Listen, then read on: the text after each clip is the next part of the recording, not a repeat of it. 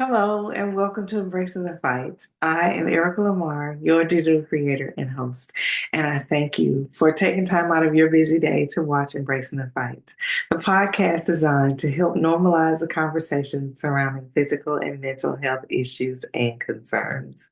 Now, if you've been with me since January of 2023, you'll know that I try to bring in lots of different people to share their stories of how they've overcome or stories of what they're going through currently to help others realize that they aren't alone.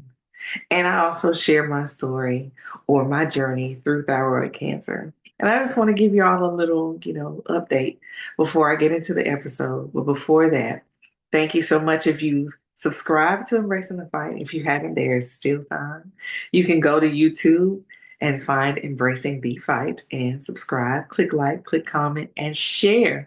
Please share the videos because they allow others to, hear what you've heard, experience what you've experienced, and potentially help them improve their lives based off of what they heard.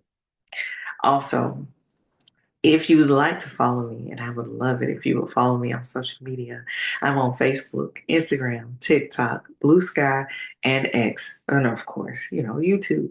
But the only difference is on Instagram, it is embracing the fight underscore. Now, let me wait a minute. If you want to be on Embracing the Fight, you can comment below. Just give me your name or just say guest in the comments and I will reach out to you as long as you provide a way for me to, get in contact with you. Um, if you'd like to send me an email, you can send it to operations@diversitydesign.com and I'll make sure I send you a link so we can, have that conversation and get this thing rolling. Because lately, I've had the opportunity to talk about a lot of different mental health topics, but being able to have another person to talk to about their journey is extremely powerful. Now, to give you all an update, concerning my journey, um, I was diagnosed with papillary thyroid cancer in August of 2022, and I had surgery in December of 2022, and then I had radioactive iodine around July of 2023. And for my last 6 months checkup, the thyroglobulin levels or the tumor markers have almost tripled. And each time I've gone back, they've slightly gone up, and it's not making any sense as to why it's going up. Because after I did the last whole body scan, well, it was actually from the crown of my head to my mid thigh, it showed that there was nothing there. And with that, I was explained to by my endocrinologist that just because it doesn't show up, in the organs doesn't mean that it's not there. It means that it could be microscopic. And, given time, it'll grow and present itself. But that's not my belief. I understand medicine, I understand science, but I believe in God and I believe in his healing power. And I know that when I go to do these tests, I'm scheduled for 4 whole body scans next week to determine if I have a metastatic cancer. And I am speaking against that in every way possible, in every area of my being, because I trust God and know that by his stripes I am healed. So if you are a believer and you know of the healing power and you love and you trust God, pray for me and pray with me that I am healed completely and totally. And I pray the same for you. Now that I've gotten the business, out of the way, really, what are we going to talk about today? Let's talk about emotional intelligence. So I want to start the story off because a lot of people, know me to be a very positive, very happy, very, kind person. But I know, honestly, I know this about myself. I know that when it comes to certain things, I tend to, hold on to them. I tend to stand my ground. And a lot of people choose to believe that that's being stubborn or obstinate or being indifferent to a cause, or they they just think that I'm being difficult when that's not the case. If I believe something, I stand for it 100%. I'm unwavering. So at my previous, one of my previous employers, um, I wasn't given the opportunity to truly get to know the new manager that came in prior to him being brought into a meeting that was a true farce. And I did not exercise my emotional intelligence in those meetings. Because what I could have done is I could have just pretended like, oh yeah, you're right. And no, I'm not doing my job. And no, I'm not showing up on time. And oh, I'm leaving and I'm doing all the things that you all say I'm doing. But it didn't make sense to me. I didn't understand why I was being singled out. I didn't understand why they said I wasn't doing my job. I didn't understand why they said I was leaving when I was getting there at before the crack of dawn. And then I was leaving at almost the time the sun was going down. It was like, why do you think I'm supposed to be here all the time when I see the person who had written the things about me, when I would see him coming in at like 9 o'clock and leaving at noon? It's like, this makes no sense to me. And when we were in that meeting, and they start going over things, I remember very clearly that I said, well, are you all looking at him as well? And they asked me, why would I say that? And I said, because he is not here. He doesn't do this. He doesn't do that. I had a full list of things that he didn't do. But if I had been more emotionally intelligent, I would have listened and tried to figure out exactly why I was being targeted, rather than make it appear, that I was what he said I was because of the things that I listed that I had proof of that he was not doing, as, a manager. And they brought in the person that was going to replace him that same day. And that man never gave me a chance. Never. And it didn't matter, what I did, because I did a lot of good things. Other people would come in and say what a great job I was doing in my area and all the different things that I was doing. They would take it back to where they were working and they would do it as well because they saw how well it worked. And they would send me these emails saying, you're doing a great job. Don't listen to them. And it's like, it doesn't matter because you all are on the outside looking in. These people hate me. And because they hated me, I gave them the version that I thought they deserved, when all I had to do, like one of our friends told me, is just kind of keep your head down and keep it moving. But no, no, that's just not who I am. If I know that I'm doing right and I know that, I am doing all that is expected of me and I'm going above and beyond, there shouldn't be anything that you have to say to me other than, here's a new task. Here's something that I would like for you to do. Imagine not ever having a meeting with a manager and they say you're not meeting their goals. Like, when did you give it to me? When did we have this conversation? And then they have no meeting announcements on their computer. They have no phone calls where they've ever called me, no text messages, nothing. And all the calls they ever received were incoming calls, me calling them, trying to reach out to them, and they would last 30 seconds, a minute. It's like, how are you giving me goals? How are you doing anything like that? But that he had convinced, the people above him of that narrative. And because I didn't use my emotional intelligence, I ended up being on the wrong side of all of that. And even though I know everything that was done to me was wrong, I know that I could have handled some things differently. I didn't curse anybody out. I didn't yell. I didn't act crazy. I didn't do anything like that. I just made sure I collected all the data and all the information that I needed to protect myself. And I did. And it worked for quite some time. But then, what happens when God tells you you need to move? He makes a way of egress for you.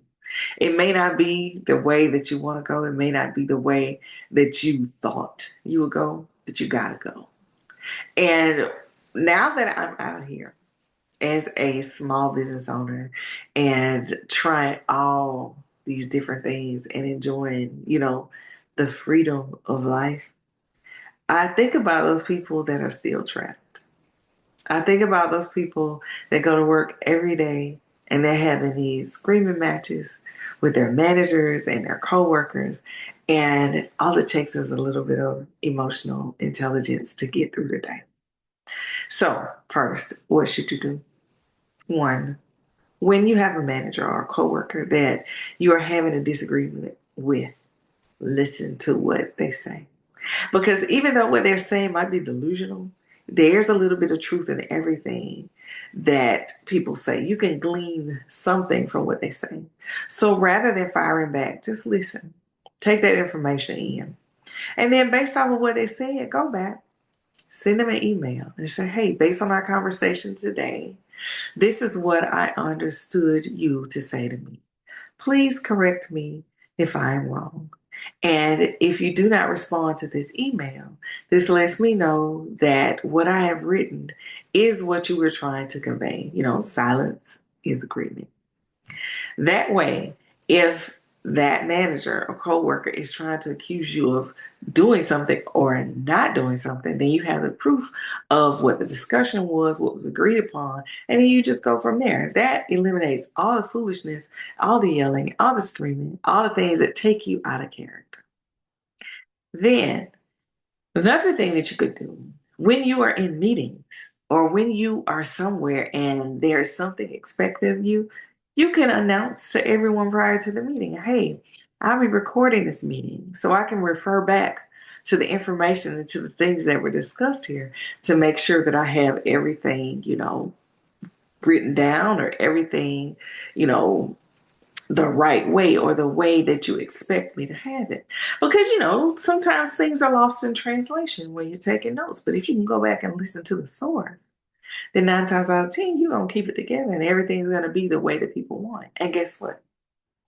If people know that you're recording a meeting, they're going to be professional. They're going to be on their best behavior. And if they're not emotionally intelligent and they don't care to have the job that they have because now you have evidence showing people what you've been trying to tell them the whole time. That these people are horrible to you or they're doing things that are not aligned with the company's vision. And guess what? Companies care about how they're perceived. So if someone is not aligned with their vision, guess what? Those people won't be there long. Especially not if they keep getting complaints about the same person doing the same kind of things. And there's a high turnover rate of good employees to great employees. They are going to hit that door so fast that they won't know what hit them. Another thing that you can do when it deals with emotional intelligence and preparation is have a witness. Because I'll give you an example. I had a person go to HR on me, and he told nothing but lies. And the crazy thing was, that day when I sat that employee down to talk to him about some of the things that he was doing, I brought one of my supervisors in and had him sit with me because I said, I have a feeling that this young man is going to go back and say some things that aren't true, and I need a witness. So prior to the meeting, I made a checklist of everything that I was going to discuss with him. I went over the checklist, handed him the checklist, asked him to read it, and sign at the bottom if he agreed with everything that was on the checklist as far as did I talk about these things? Not was I 100% correct or did he agree with what I felt or what I had to say? No, he had to say that yes, you know, she did go over these things. I had that document and I had my witness. So when I got called in HR, I gave them the document and I gave them the witness's name and I walked away. The witness comes in, they explain what we talked about, and the man at HR was just like, oh, well, she didn't do any of the stuff that the guy said she did. But just imagine if it had been my word against his, and they already had their thoughts and feelings about the type of person that I was anyway. So I wouldn't have stood a chance. It's like every corner they were looking for something to take me out of character, which is very difficult to do. So let's get away from work. Let's think about at home. How emotionally intelligent are you with your family? Do you take a beating at work and bring all the pain and all the anger and everything that you have inside of you pent up? Do you bring that home? Does it fall on your children? Does it fall on your spouse? Do you yell? Do you break things? Do you speak your mind 100% regardless of how people feel about what you say or what you want to say? If that's what's happening, you're not being emotionally intelligent. So, what I would say is before you get out of your car or before you even leave your office, when you get in the parking lot, instead of waiting, in the driveway to decompress, get in the parking lot of your job and decompress there. Take a moment to read something that you enjoy, pray, meditate, scream, yell, do whatever it is that helps you to release the tension and the stress before you take that stuff home. Because guess what? Those people at home didn't do anything to you. They don't deserve the fallout from what happened to you at work. And guess what? They're the ones that's praying for you. They're the ones that's hoping that you are the best version of yourself. And sometimes they won't say anything because they know what you've gone through. But guess what? When you dump all that pain onto them, they either have to internalize it or take it out on one another. And if you love your family, that is not what you want to happen because your family begins to fall apart.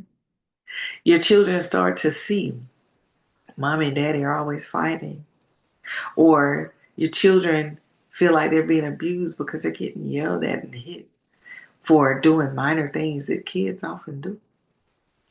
So you have to find a way to reset yourself. And I'm not saying going outside of your marriage looking for someone to talk to, looking for someone to spend time with to decompress. No, do this with the people that you love. Do this with your family. Have a counselor to come in. Do whatever it takes to hold your family together. Learn how to speak to people with love, with gentleness, with kindness. Don't always bring up the thing that you think, you know, caused the issue or what broke you all apart. Look at the solutions. Look at the love. And lastly, when it comes to emotional intelligence, when you're out and about, everybody doesn't have to hear your view. You don't have to fight with everyone to prove that you're right. You don't have to be the one that always makes the statement.